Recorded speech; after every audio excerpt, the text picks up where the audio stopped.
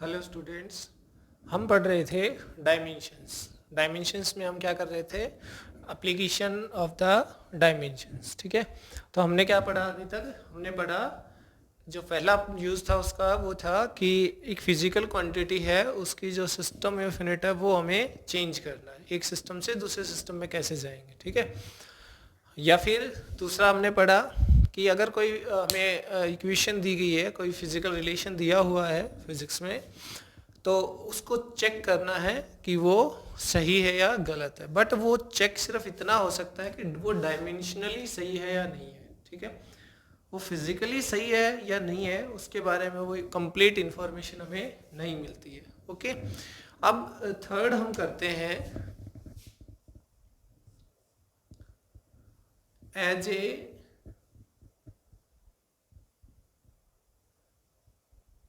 Research tool, as a research tool means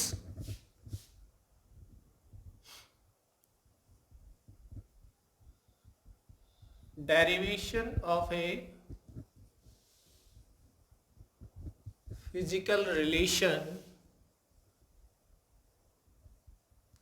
using dimensional analysis।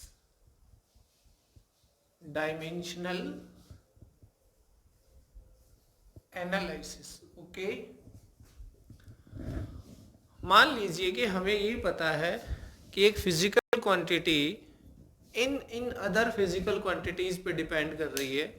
ठीक है, और exactly हमें नहीं पता कि उनकी पावर्स क्या है, बस ये पता है कि इस पे डिपेंड करती है, किस पावर से कैसे इनवर्सली या डायरेक्टली उसके बारे में हमें कुछ नहीं पता। ठीक है, तो हम उस डिपेंडेंसी का यूज करके क्या कर सकते हैं कि उसका एक रिलेशन डराइव कर सकते हैं उन फिजिकल क्वांटिटीज का।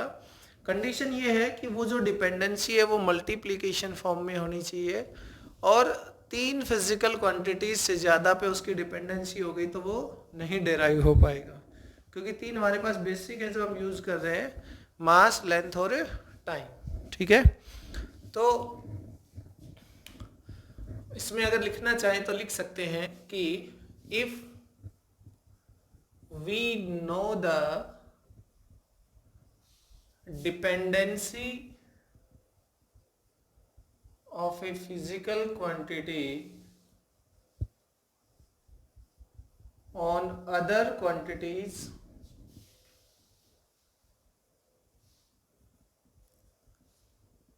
and these are in multiple form or and maximum dependency and maximum dependency is on three quantities. देखो, एक तो हमें ये पता होना चाहिए कि ये जो फिजिकल क्वांटिटी है ये किस किस फिजिकल, जो दूसरी अदर फिजिकल क्वांटिटीज है उनके ऊपर डिपेंड कर रही है। दूसरा हमें ये पता होना चाहिए कि वो मल्टीपल फॉर्म में ही हो। ठीक है, जैसे इस तरह से v is equal to U plus A T, इस तरह से नहीं होना चाहिए कि v डिपेंड कर रहा है u प्लस ए टी के अकॉर्डिंग। ठीक है, तो वो उसमें अलग अलग टर्म्स होंगे, एक ही टर्म होनी चाहिए, मल्टीपल फॉर्म में हो जो भी हो। ठीक है, तीसरा कि वो जो डिपेंडेंसी है वो थ्री क्वांटिटीज पे हो ज़्यादा से ज़्यादा, उससे कम हो सकती है बट उससे ज़्यादा नहीं हो सकती। ठीक है, तो हम क्या कर सकते हैं, डायमेंशन का यूज करके हम उसमें वो रिलेशन डराइव कर सकते हैं। ओके, इसको समझने के लिए हमारे पास कुछ एग्जांपल्स सॉल्व करते हैं कि हम किस तरह से वो कर सकते हैं, रिलेशन डराइव कर सकते हैं इसका। ओके, तो पहला एग्जांपल है कि मान लीजिए time period of A pendulum depends upon mass of bob, effective length length of pendulum and acceleration due to gravity. Acceleration है due to gravity g. Okay, question ये है कि जो टाइम पीरियड है पेंडुलम जो होता है ना, उसका जो टाइम पीरियड है किस पे डिपेंड कर रहा है? वो डिपेंड कर रहा है, कहता है कि एक तो मास पे करता है, एक उसकी लेंथ ऑफ द स्ट्रिंग जो है वो उस पे करता है, और दूसरा gravity, acceleration due to gravity means. तो आपको वो रिलेशन निकालना है वो कैसा है। तो जो टाइम पीरियड है वो डायरेक्टली प्रोपोर्शनल है किसके? m, l एंड g, ठीक है। बट ये m की पावर क्या है, l की पावर क्या है, g की पावर क्या है, उसके बारे में कुछ नहीं पता। तो मैंने कहा इसकी पावर a है, इसकी b है और इसकी c है। ओके, यहां से एक प्रोपोर्शनलिटी कांस्टेंट k लगाएंगे, m की पावर a, l की पावर b और g की पावर c, ऐसा हम इसको लिखेंगे। हमें यही तो मालूम करना है कि ये जो मास है इसकी पावर क्या है, इस डिपेंडेंसी में लेंथ है उसकी पावर क्या है, और जो g है स्मॉल उसकी पावर क्या है। ओके, तो करना ये है कि इन सब के डायमेंशन फॉर्मूलाज लिखिए आप, ठीक है। टाइम का क्या होता है? t, तो मैं इसको कंप्लीट लिख दूं, मीन्स m0 l0 t, ठीक है, इज इक्वल टू k। बताइए मास का डायमेंशन फॉर्मूला क्या होता है? m होता है पावर a, l का l ही होगा पावर b, और g acceleration due to gravity का lt-2, lt-2 और पावर c, ठीक है। हमारे पास फाइनली आ जाएगा m a l b और b नहीं सॉरी l के ऊपर b यहाँ पे है और l के ऊपर c यहाँ पे है, तो ये आ जाएगा b प्लस c और t आ जाएगा -2c। देखिए अब ये क्या करना है कि दोनों साइड m, l और t को कंपेयर करना है।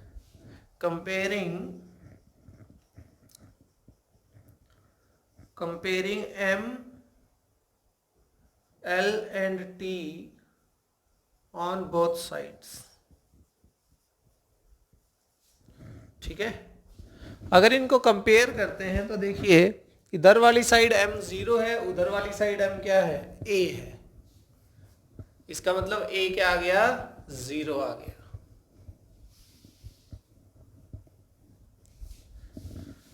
इधर वाली साइड m 0 है, इधर वाली साइड m a है, तो a क्या आ गया? 0। इधर वाली साइड l 0 है, उधर वाली साइड l क्या है? b प्लस c है। इसका मतलब b plus c equal to 0, b equal to -c आ गया। इधर t1 है और उधर क्या है? -2c है। -2c इक्वल टू इधर t क्या है? 1 है, तो c इक्वल टू क्या आ गया? -1/2। अगर c -1/2 है तो b क्या आ गया? Then b equal to 1/2। हमें a b c तो देखना था ना कि a क्या है, b क्या है, c क्या है, ताकि हमें पता चल जाए कि डिपेंडेंसी कैसे है। तो डिपेंडेंसी आई t is equal to k, m की पावर 0 है, a 0 है ना, इसका मतलब m पे डिपेंड ही नहीं कर रहा। दूसरा l कितना है यहाँ पे? l की पावर देखिए, l की पावर b है और b की वैल्यू 1/2 है। g की पावर c है और c की वैल्यू -1/2 है। इसका मतलब है k under the root l/g।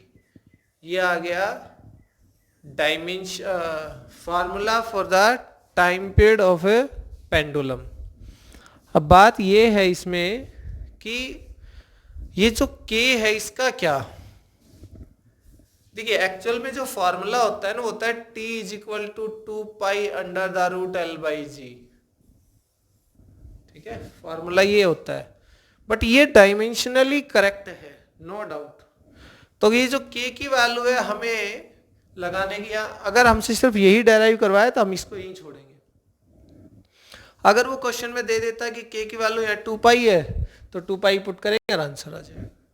समझ में आई बात? तो हमारे पास ये जो है टाइम पीरियड फाइंड आउट कर दिया हमने, बट इसमें एक गड़बड़ रह गई, एक कमी रह गई, या यूं कह सकते हैं ड्रॉबैक या लिमिटेशन ऑफ डायमेंशनल एनालिसिस है ये, कि उस फिजिकल रिलेशन में अगर कोई कांस्टेंट है या नहीं है तो उसके बारे में कोई इंफॉर्मेशन हमें यहां से नहीं मिलती है। ओके, तो हमने क्या कर दिया, देखिए एक रिलेशन ड्राइव कर दिया है। चलिए नेक्स्ट और करके देखते हैं कुछ एग्जांपल। मान लीजिए कि सेंट्रीपिटल फोर्स है, जब ऑब्जेक्ट किसी सर्कुलर पाथ में मूव कर रहा होता है कांस्टेंट स्पीड से, तो देखिए next example,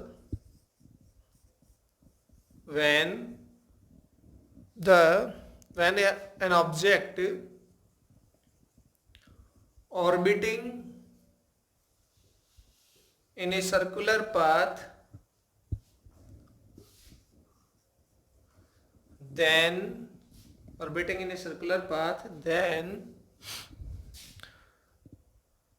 the centripetal force, देखिए हमें पता है ये बात कि अगर कोई ऑब्जेक्ट सर्कुलर पाथ में तो उसको कौन सा फोर्स चाहिए, centripetal force.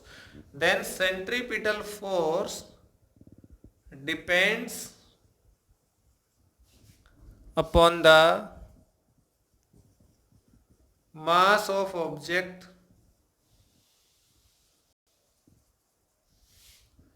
Speed of mass of object मतलब m, speed of object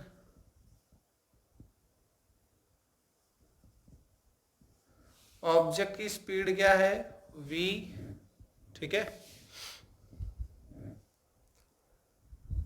mass of object, centripetal force depend upon the mass of object and speed of object and radius of the circular path या of the circle. अब बात ये आती है कि हमें ये देखना है कि ये जो सेंट्रीपिटल फोर्स होगा, then find centripetal force, centripetal force equation. Clear? Means आपको वो सेंट्रीपिटल फोर्स ड्राइव करना है।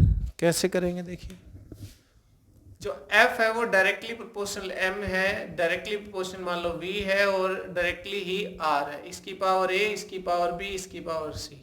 हमें बस A B की वैल्यू फाइंड आउट करनी है, हमारा सॉल्यूशन हो जाएगा। F is equal to K, ये proportionality constant, MV R। Okay, देखिए फोर्स का डायमेंशन फॉर्मूला क्या होता है, MLT-2। K कांस्टेंट है, इसको छोड़ दीजिए। ओके, बच गया M पावर A, V क्या होता है LT-1 पावर B, R क्या होता है L। रेडियस भी तो एक लेंथ ही है ना, लेंथ का डायमेंशन फॉर्मूला क्या है हमारे पास, यही होता है L। ठीक है, तो देखिए M1 L1 T-2 is equal to M, और कहीं M है नहीं है, मीन्स M आ गया हमारे पास, M की पावर कितनी हो गई, A ही रह जाएगी। L B तो ये रहा और C ये रहा, तो B plus C, and T minus B ये रहा और बस यही है माइनस B। मैंने डायरेक्ट जोड़ दिया है, M को एक साथ कर दिया और LL को एक साथ कर दिया, T को एक साथ। ठीक है, सो comparing again, comparing on both sides, वो क्या होगा भाई, देखिए M की पावर इधर 1 है, उधर क्या है A, मीन्स A की वैल्यू क्या आ गई 1, L की वैल्यू इधर क्या है 1 और उधर क्या है B plus C, means L से हमारे पास आ गया B plus C equal to 1, means B equal to minus ठीक है, ये -2 है, ये -b है, -2 equal to -b means b equal to 2। Okay, बच गया क्या, a आ गया, b आ गया, c आ गया। अब क्या करें, उठा के इस फॉर्मूले में पुट करो, k m, a की पावर क्या है 1, v b क्या है 2, फिर r c क्या है यहाँ पे भाई, देखिए b की वैल्यू b की वैल्यू क्या है हमारे पास 2 ना, इधर क्या है -c। ओके, तो c की वैल्यू क्या आ गई -2 आ गई, -2, c की वैल्यू क्या आ गई -2। f क्या बन गया, f बन गया mv² by r², mv² by r²। साथ में हमारे पास क्या है यहाँ पे एक प्रोपोर्शनलिटी कांस्टेंट है जो कि रहेगा। ये इसका एक ड्रॉबैक समझिए या एक लिमिटेशन समझिए किसका, डायमेंशनल एनालिसिस का। ओके, और इसमें क्वेश्चन करना चाहें तो देखिए, समझ आया, ये करना क्या है हमें, जो डिपेंडेंसी दे रखी है उसको डायरेक्टली लिख लेंगे, सभी को 2 है, 1 है, 3 है, और उनके ऊपर पावर लगा देंगे, क्योंकि हमें तो इन पावर्स का ही नहीं पता ना एक्चुअल में कि पावर कितनी है। फिर इसका भी डायमेंशन फॉर्मूला लिखेंगे और इनका अलग अलग, एक साइड ये और एक साइड ये, फिर कंपेयर करेंगे, वहां से हमारे पास ए बी सी जो हमने कंसिडर किया उनकी वैल्यूज आ जाएगी, ए बी सी की वैल्यू यहाँ पुट कर दो, आंसर आ जाएगा। ठीक है,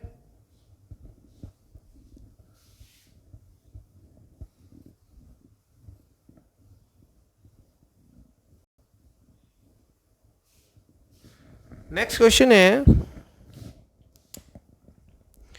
ये कहता है कि velocity of the water wave depends on their wavelength,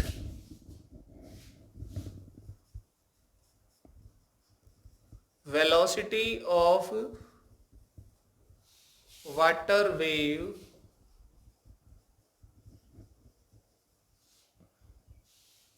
depends on its wavelength,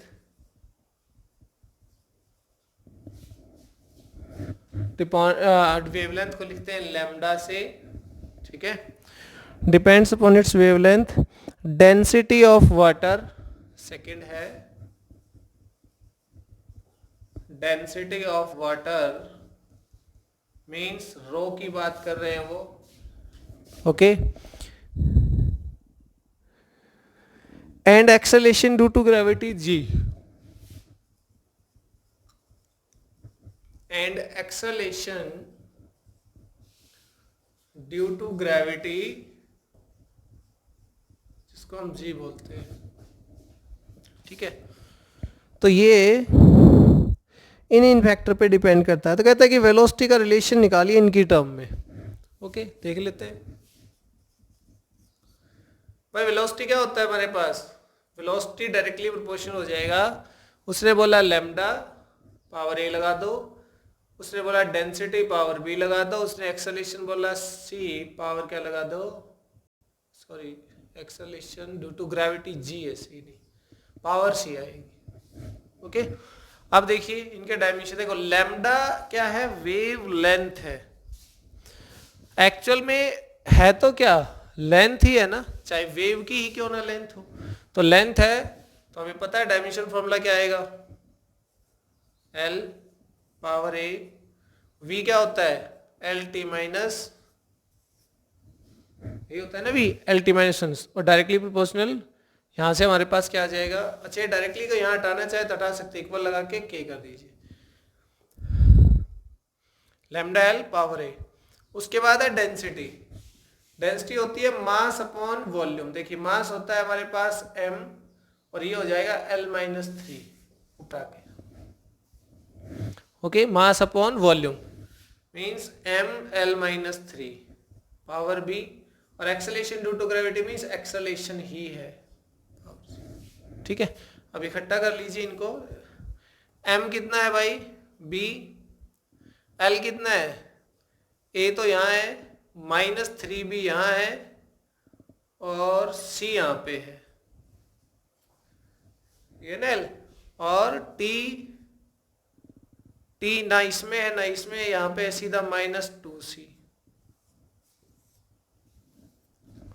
okay, अब कंपेयर कर लीजिए फिर से।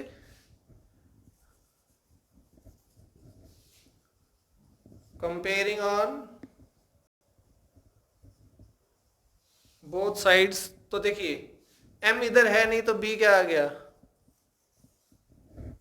0, l यहाँ है a-3d a-3b, l में a रहा और -3b, तो देखिए l इधर क्या है 1 है, इधर क्या है a-3b प्लस, देखिए एल एल ढूंढना है ना, तो एल यहाँ पे क्या है सी, तो ये +c। ओके,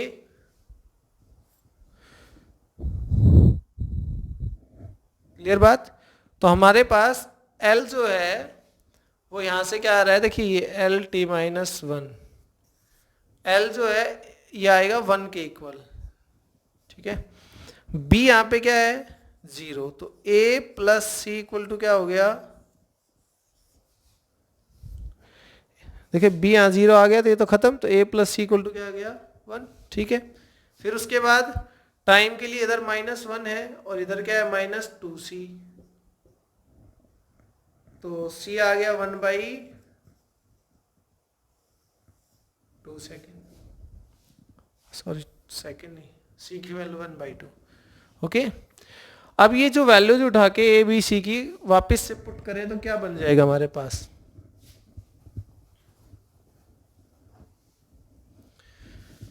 देखिए यहीं पे वापस चलिए, तो v = क्या हो जाएगा लैम्डा, के और लगाएंगे इक्वल टू है ना, तो और लैम्डा ए की ए क्या है यहाँ से, अच्छा ए हमने नहीं निकाला, यहाँ से निकाल लो, ए क्या आ जाएगा a + c की वैल्यू क्या है 1/2 = 1, a क्या आ गया 1 - 1/2 मीन्स a आ गया 1/2, ठीक है। तो a आ गया 1/2 और b क्या है 0 है और c क्या है फिर से 1/2 है, तो b हमारे पास रो था, ये 0 है और c क्या है g, तो 1/2 है, मीन्स ये आ गया k√λg, क्या आ गया k√λg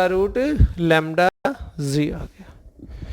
तो इस तरह से हम क्या कर सकते हैं कि अगर हमें ये पता है कि ये फिजिकल क्वांटिटी इन फैक्टर्स पे डिपेंड करती है, तो हम वहां से उसके लिए रिलेशन डिराइव कर सकते हैं कि वो जो फिजिकल क्वांटिटी जिनके ऊपर वो डिपेंड कर रही है वो किस पावर के अकॉर्डिंग उसके ऊपर डिपेंड कर रहे हैं, पावर 1 है -1 है 2 है -2 है हाफ है -हाफ है, जो भी है, क्लियर। तो इस तरह से हमारे पास, और इसमें ध्यान रखना कि जो अगर आप क्वेश्चन करते हैं तो जो फिजिकल क्वांटिटी को आपने अभी तक सुना नहीं है जाना नहीं है तो उसको लेके ज़्यादा नहीं सोचना, ठीक है।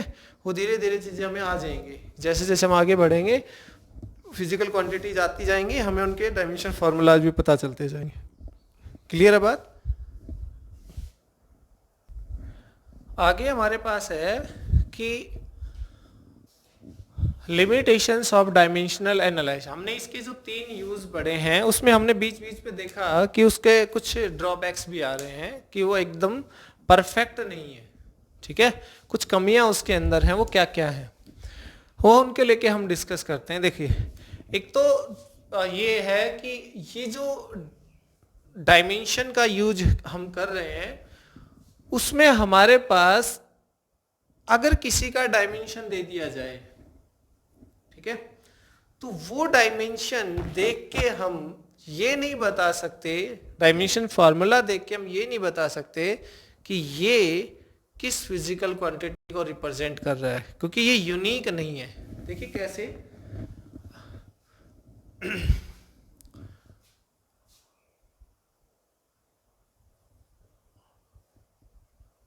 Dimensions of a physical quantity मैं इन शॉर्ट ही लिखूंगा, बाकी आप इनको लिख सकते हैं आराम से, बुक में ये सारी चीजें इसी ऑर्डर में मिलेंगी। मैं आपको समझा देता हूं इनके drawbacks. Okay, dimensions of a physical quantity may not be unique. मैं ये भी नहीं कह रहा कि उसमें यूनिक होते ही नहीं, बट ये भी नहीं कि वो यूनिक ही होते हैं। ठीक है, जैसे मान लो हमारे पास फोर्स है, उसका डायमेंशन फॉर्मूला होता है ml, फोर्स नहीं सॉरी वडन, उसका डायमेंशन फॉर्मूला होता है ml/t-2। ठीक है, एक हमारे पास होता है टॉर्क, एक टर्म आती है टॉर्क, अगर 9th में आपने पढ़ा होगा तो R/F, ये होता था टॉर्क, टाउ। तो देखिए ml/t-2 तो फोर्स का हो गया, और साथ में L किसका हो गया, R का, तो ये आ गया ml/t-2। समझ गए, ये सब सेम है। तो टॉर्क का डायमेंशन फॉर्मूला भी यही आता है। तो इन अगर मैं आपको सिर्फ ये लिख के बता दूं कि ये डायमेंशन फॉर्मूला दिया हुआ है, बताओ कौन सी फिजिकल क्वांटिटी है, तो आप नहीं बता सकते। क्यों नहीं बता सकते? क्योंकि ये यूनिकनेस नहीं शो करता है। Dimensions are not unique. ये किसी भी फिजिकल क्वांटिटी के आपस में क्या हो सकते हैं, अब सेम। अब एनर्जी की बात हो तो मान लो ये वर्क डन है, पोटेंशियल एनर्जी होगी तब भी ये डायमेंशन फॉर्मूला होगा, काइनेटिक एनर्जी होगी तब भी ये डायमेंशन फॉर्मूला होगा। मान लो हमें एनर्जी के बारे में, या इलास्टिक पोटेंशियल एनर्जी हो, हीट एनर्जी, मतलब किसी भी तरह की एनर्जी की बात कर रहा हो, तो ये सेम डायमेंशनल फॉर्मूला मिलेगा हमें। ओके, तो ऐसे केस में हमें नहीं पहचान पाएंगे कि वर्क डन है या काइनेटिक एनर्जी है या पोटेंशियल एनर्जी है या टॉर्क है। ओके, तो एक लिमिटेशन इसका ये है। दूसरा लिमिटेशन इसका है, it does not give information about constant terms, या फिर कह सकते हैं कांस्टेंट टर्म्स और डायमेंशनलेस टर्म्स या क्वांटिटीज। जैसे 1/2 है, 2 है, पाई है, 2 पाई है। ये हम जब पढ़ रहे थे तब भी हमने देखा था कि जो प्रोपोर्शनलिटी कांस्टेंट हम लगा रहे हैं कि उसकी वैल्यू क्या होगी, वो हमें डायमेंशनल एनालिसिस नहीं बताता है। ठीक है, तो एक ड्रॉबैक इसका ये हो गया। दूसरा ड्रॉबैक इसका अगला वो है कि अगर डिपेंडेंसी 3 से ज्यादा फिजिकल क्वांटिटीज पे हो जाती है किसी भी रिलेशन की, तो उसको ड्राइव नहीं कर सकता ये। या फिर हम कह सकते हैं, देखिए, if dependency is on more than 3 quantities, more than 3 quantities, okay, then 3 quantities and more than one term, and more than one term cannot be derived, means देखिए, अगर S is equal to ut plus half AT² को बोला जाए कि dimension का use करके ये relation drive करिए कि जो S है ना वो U पे डिपेंड करता है, T पे डिपेंड करता है और A पे और T² पे, समझ गए? तो या सिंपली हम यही कह सकते हैं T पे डिपेंड करता है, ठीक है, T पे, U पे और A पे। लेकिन अगर ये इस तरह का रिलेशन है और डिपेंडेंसी में आपको बताओ, तो ये रिलेशन ड्राइव नहीं होगा, किससे? डायमेंशनल एनालिसिस से। ओके, या फिर हमारे पास 3 से ज्यादा क्वांटिटीज पे कोई डिपेंड कर रहा हो, उसको हम ड्राइव नहीं कर सकते, बट उसकी करेक्टनेस, देखो इसकी करेक्टनेस चेक हो सकती है, बट ये ड्राइव नहीं हो सकता है।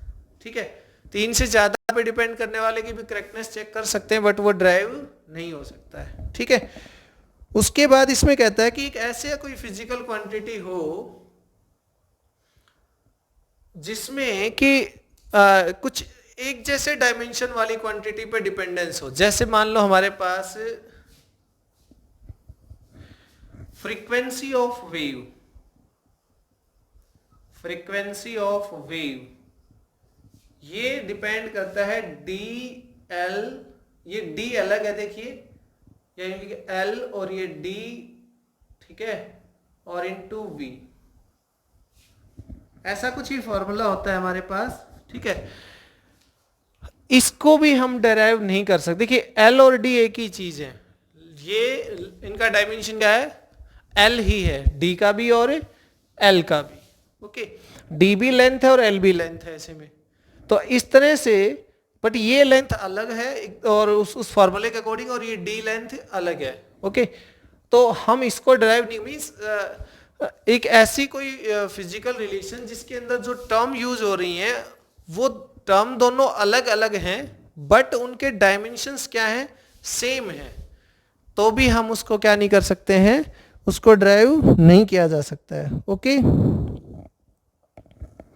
तो ये हमारे पास क्या है, कुछ इसके ड्रॉबैक्स थे, और मेनली तो हम ये कहेंगे कि ये कांस्टेंट के बारे में कुछ भी नहीं बताता। एक ये जो मोर देन वन टर्म्स वाले रिलेशंस होते हैं, जैसे v equal to u plus a t, s equal to ut plus half a t square, इस तरह के रिलेशंस को ड्राइव नहीं कर सकता है, क्लियर।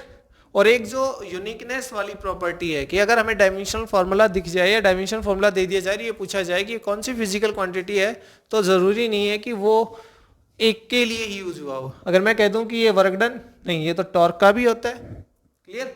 ऐसे सेम डायमेंशनल फार्मूला हो सकते हैं एक से ज्यादा क्वांटिटीज के, तो इसमें यूनिकनेस नहीं है डायमेंशनल फार्मूला में, ओके। तो ये हमारा क्या था अभी तक डायमेंशनल एनालिसिस का। हमने तीनों एप्लीकेशन से रिलेटेड कुछ न्यूमेरिकल्स कर लिए हैं और हमने उसके लिमिटेशंस भी देख लिए हैं, ओके। तो डायमेंशन एनालिसिस यहाँ पे खत्म होता है, उसके बाद हमारा